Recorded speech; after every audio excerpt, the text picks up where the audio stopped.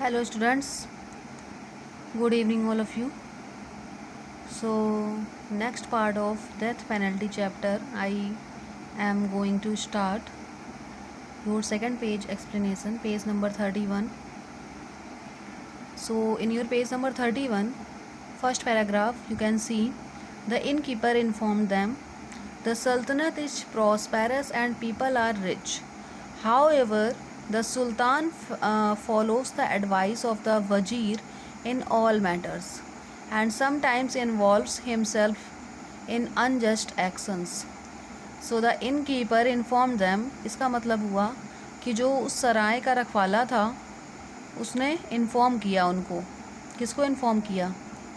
वहाँ पर जाकर इन्फॉर्म किया, सल्तनत में जाकर इन्फॉर्म किया कि सुल्तान जो सल्तनत इज़ प्रॉस्पेरस, कि उस वो जो सल्तनत है, वो जो गुरु और शिष्य से आए थे वहाँ पर उस इनकीपर में, वहाँ पर उनको जाकर बताया उसने, उस सराय का जो रखवाला था, कि सल्तनत जो है बहुत ही प्रॉस्पेरस है, बहुत ही समृद्ध है एंड और जो वहाँ के लोग हैं वो बहुत ही धनी हैं.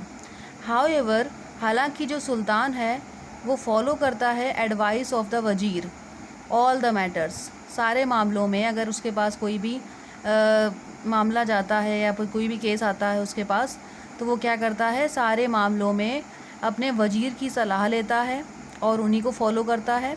एंड समटाइम्स, और कभी कभी क्या होता है, involves himself in unjust action, और कभी कभी वो गलत निर्णय भी, गलत काम भी करता है, खुद से इन्वॉल्व हो जाता है कभी कभी.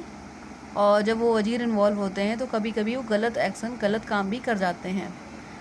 And God has rightly punished him for his craziness. God has rightly punished him for his craziness means भगवान ने उसे सज़ा दी है इस काम के लिए. एज द प्रिंस, जैसा कि उसका जो राजकुमार है वो एक पैरालिसिस की बीमारी से परेशान है, ग्रसित है, whom nobody has been able to cure. और अब यहाँ पर कोई भी नहीं है जो उसको प्रोटेक्ट कर सके या जो उसका इलाज कर सके. इलाज करने के योग्य इस सल्तनत में कोई भी नहीं है. हाउएवर, सल्तनत is so prosperous but nobody is there whom nobody has been able to cure him. Means यहाँ पर कोई भी नहीं है जो उसके प्रिंस की इलाज कर सके. एट दिस खलील सैड, और उस टाइम पर खलील ये सारी बातें सुन रहा था और उसने कहा, I should tell you that my teacher is an able medicine man. I should, मैं तुम्हें बताना चाहूँगा कि जो मेरे टीचर हैं वो एक बहुत ही योग्य डॉक्टर हैं, या वैद्य बोल सकते हैं, वैद्य हैं. Rather the ablest in the whole world, इस पूरे संसार में उनसे बढ़कर जो योग्य डॉक्टर है वो कोई नहीं है. There is no element in the world, संसार की कोई भी बीमारी नहीं है जिसको उन्होंने सही नहीं किया है, जिसका उन्होंने इलाज नहीं किया हो. The innkeeper said, sir I will send a word to the palace. Innkeeper ने कहा, सर, श्रीमान जी, I will send a word, मैं एक वर्ड भेजूँगा टू द पैलेस, महल में. Please cure the prince of his ailment, कि कृपया इलाज करवाइए अपने राजकुमार की बीमारी का इलाज कराइए. The sultan and the people will be thankful to you. सुल्तान और सुल्तान के जो वहाँ के लोग हैं, उस सल्तनत के जो लोग हैं, वो आपको धन्यवाद देंगे.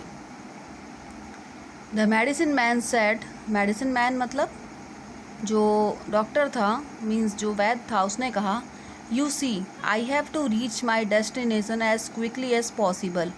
तुम देखोगे कि मैं अपने गोल, मतलब अपने लक्ष्य को जल्द ही पालूँगा, एंड जल्द से जल्द पालूँगा, जैसा कि पॉसिबल होगा.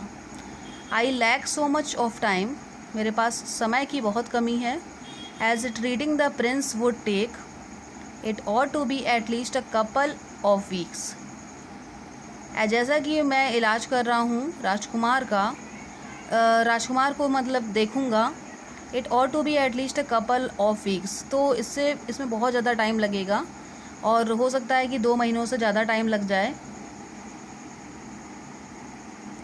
2 महीनों से ज़्यादा समय लग जाए प्रिंस को देखने में, इसलिए मेरे पास समय की बहुत कमी है। Did you listen to what the innkeeper said? क्या आपने सुना था कि उस इनकीपर ने क्या कहा? ही सेड दैट द सल्तनत is a crazy man who follows the वज़ीर एडवाइस इन ऑल मैटर्स। क्या आपने सुना? इनकीपर ने कहा था, उसने कहा था कि सुल्तान जो है बहुत ही क्रेजी मैन है, बेवकूफ़ इंसान है, जो अपने वज़ीर की सलाह को सभी मामलों में अपने वज़ीर की सलाह को फॉलो करता है, उसी का अनुसरण करता है। मतलब अनुसरण का मतलब उसी को फॉलो करता है। Such a ruler can be dangerous, very dangerous, the medicine man said. और इस तरह के लोग जो है बहुत ही रूलर जो होते हैं, इस तरह के जो शासक होते हैं वो बहुत ही ख़तरनाक हो सकते हैं, बहुत ही डेंजरस होते हैं। The medicine man said, medicine man ने कहा।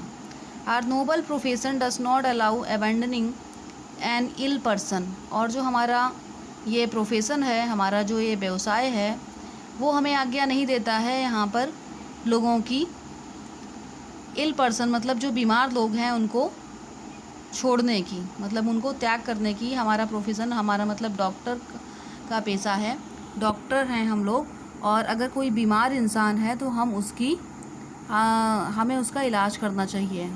माई conscience does not allow me to go away. मेरा जो मानना है कि हमें यहाँ से नहीं जाना चाहिए, हमें यहाँ से जाने की आज्ञा नहीं देता है। I request you to treat the prince. मैंने विनती की प्रिंस से कि मैंने रिक्वेस्ट की उनसे, इनकीपर से। खलील प्लीडेड, खलील ने बहुत ही रिक्वेस्ट की कि मैं इस इनकीपर मैं उस राजकुमार की ट्रीट करूँगा, मैं उस राजकुमार को ठीक करूँगा। आई रिक्वेस्ट यू, मैं तुमसे रिक्वेस्ट करता हूँ। दैट्स माई फाइनल डिसीजन, ये मेरा फाइनल डिसीजन है, अंतिम निर्णय है। Said the medicine man, medicine man ने कहा। As he lay down on the bed, जैसा कि वो बेड पर लेटा हुआ था। एंड फेल asleep, और सो रहा था। However Khalil found the sleep elusive. However Khalil ने उसको सोया हुआ पाया। And he was not at ease at the very notice of not serving an ailing man. He was not easy, उसके लिए उसने बहुत प्रयास किया। Notion of not serving an ailing man, जो बीमार इंसान था उसकी सेवा करने का बहुत प्रयास किया।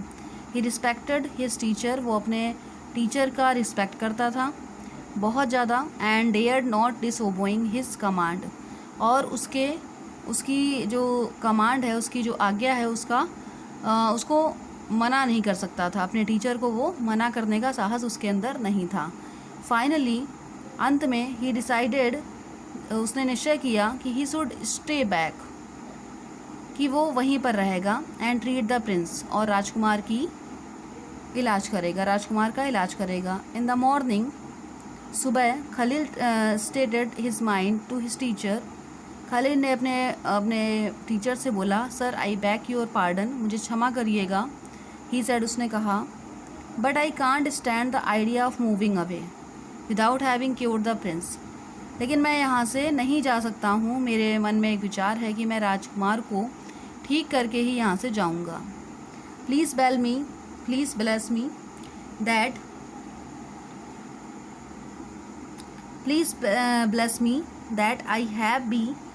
आई may be able to cure him. कृपया मुझे आशीर्वाद दें कि मैं अपने इस I may be able to cure him, कि मैं योग्य बन सकूं उसे ठीक करने के लिए, मैं उसे ठीक करने के लिए योग्य बन सकूं। All right, but I warn you not to stay a moment large than is needed, else it could be dangerous to your life. अच्छा ठीक है, टीचर इज सेइंग, टीचर ने कहा, उसके खलील के टीचर ने बोला कि अच्छा ठीक है, बट आई वॉर्न यू, लेकिन मैं तुम्हें चेतावनी देता हूँ कि यहाँ पर ज़्यादा मत रुकना, जितनी आवश्यकता है बस उतना ही रुकना, ज़्यादा मत रुकना। एल्स अदरवाइज़ क्या होगा, it could be dangerous in to your life. Otherwise अगर तुम ज़्यादा रुकोगे यहाँ पर तो अपने जीवन को खतरे में डाल सकते हो। सेड द मेडिसिन मैन, उसके गुरु ने ऐसा बोला उससे। Khalil discussed with his teacher, Khalil ने बातचीत की अपने टीचर से। How he should treat the prince, कैसे वह उसे देखभाल करने, मतलब उसकी जो राजकुमार था, राजकुमार की कैसे उसकी ठीक करना चाहिए, राजकुमार को कैसे ठीक करना चाहिए, इसके बारे में उसने अपने टीचर से डिस्कस किया। And then they parted ways, उसके बाद उसने उसका जो गुरु था वो वहाँ से चला गया।